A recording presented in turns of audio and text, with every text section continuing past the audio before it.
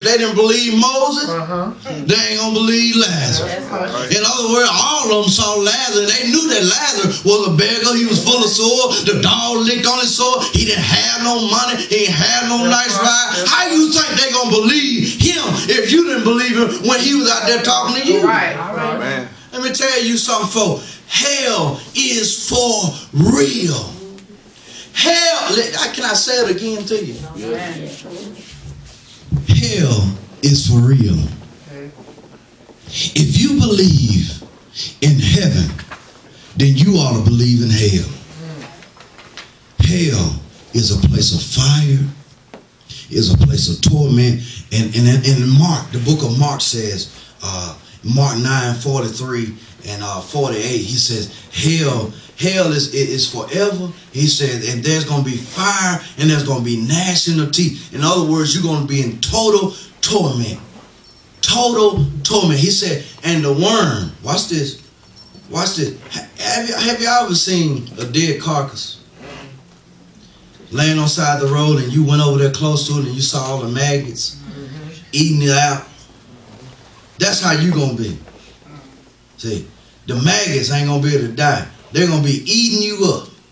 They're going to eat all the skin off of you. And your body going to still replenish everything. Worms running in and out of your nose. Bugs all over you. Fire tormenting you. You're able to feel all of this sliminess all over your body. Your body smelling. You ever smell anything burn? Any flesh burn? It's a terrible, horrible stench that you can't hardly If a person were to die and were to be laying out on the street dead, have you ever smelled a dead dog? Have you ever drove by and you smell a dead skunk? Guess what? Your body is going to stink because you ain't going to be able to take no bath. You ain't going to be able to put on deodorant. And you're going to be continually burning day in, day out. And your skin is going to replenish. Worms going to be crawling all over you. Man, listen. How many of y'all want to live in hell? How many of you want to live in hell? I'm trying my best to give you a good picture of what you're going to go through. God he's told me to tell you about the end time, and I can't tell it all today. But let me tell you something. I need to tell you this morning that hell is a place that you don't want to go. And listen, you don't have to die today and go to hell because God can deliver you from hell even today. Amen. If you trust in God and believe in God and turn your life over and give God all that you have, dedicate your time, dedicate yourself, present your body as a living sacrifice, holy and acceptable. You can burn your own self. Y'all didn't get that one. There you go. Sacrifice your own self.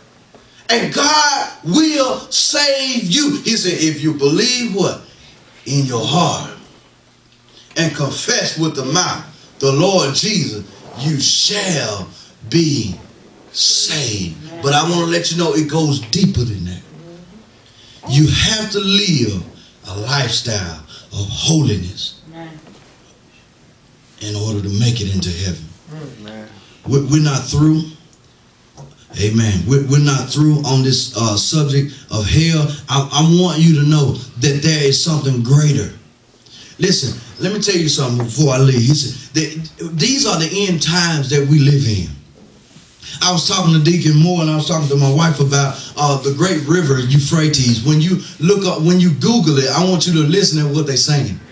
Then I want you to go to Revelation and watch what the Bible said. It said that in the end time, the great river Euphrates will dry up and is coming to pass. Even today, the river is drying up. Let me tell you what's in the great river Euphrates. There are demons in the river Euphrates right now, raring to get out of it. Amen. And once the water dries up, they won't have no choice but to come out. Amen. The Bible says there are angels guarding the river, keeping the demons in the water.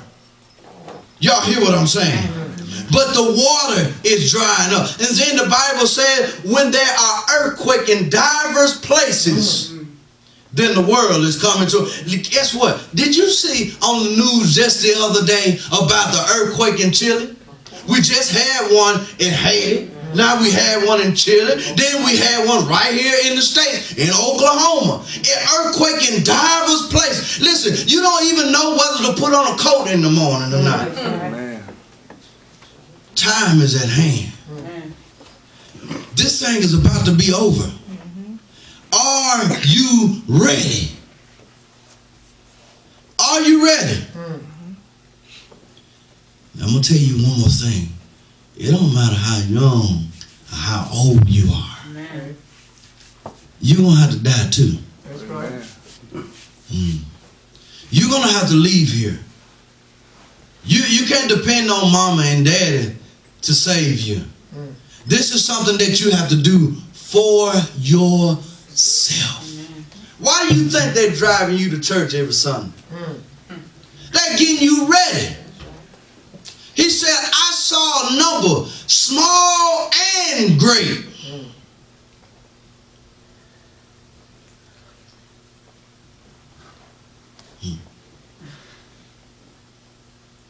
Small and great.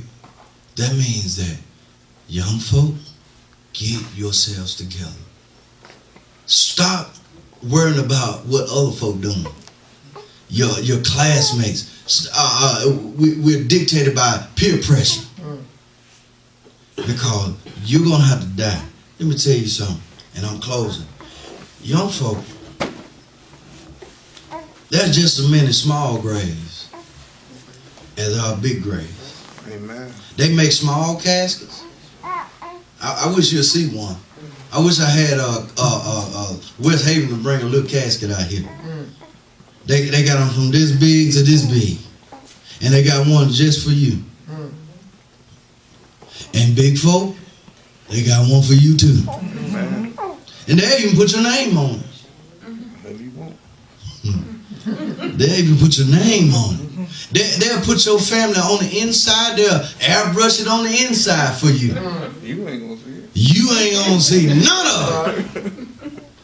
Listen, I always tell my wife, if I were to die today, don't worry. Look, you can put me in a little box, for a little ash box, and you can sling it all across the United States. When the Lord comes back for me, he said he's going to ascend with a shout. He said, and then the dead will rise first. I want to talk about that. I'm going to talk about it next week. You got to come back next week. I'm going to talk about that. He said, the dead shall rise first. That's going to be total chaos. Because if you think about it, a lot of people died overseas, blown to smithereens. A lot of people were cremated and people put their ashes in the sea. A lot of people died and man, they don't know where they are. Think about when God shout, when he comes out with a shout, all those dead people got to rise first. Ash to ash, dust to dust, gonna come together. Some folk been ate up by alligators and sharks. Guess what? It don't matter how you die, you gonna come back together again. Thank God that God has the wisdom and the know-how to bring you back. Amen. Amen. Y'all stand and give God a hand clap of praise this morning. Amen. Amen. Amen. Listen, if you don't know whether or not you're gonna die and go to heaven, I would ask that you come to the altar this morning. If you want to be saved and you know that you're saved, won't you come to the altar this morning? Amen. If you got some doubt in your mind, if you don't know, Pastor, I don't know. If I die right now, Pastor, I don't know where I'll be, where I will lift my eyes. If you don't know the answer to that question, I want you to come to the altar this morning, because today I want you to know whether or not you're going to die and go to heaven or you're going to die and go to hell. And if you are not sure, then chances are you are hell bound. Amen. Because when you know that you know that you know that you're saved, then you know that you can't go to hell. So if you are here this morning and you have just a smidget of doubt, Maybe it's some little thing that you've done that's giving you that doubt. Won't you come this morning?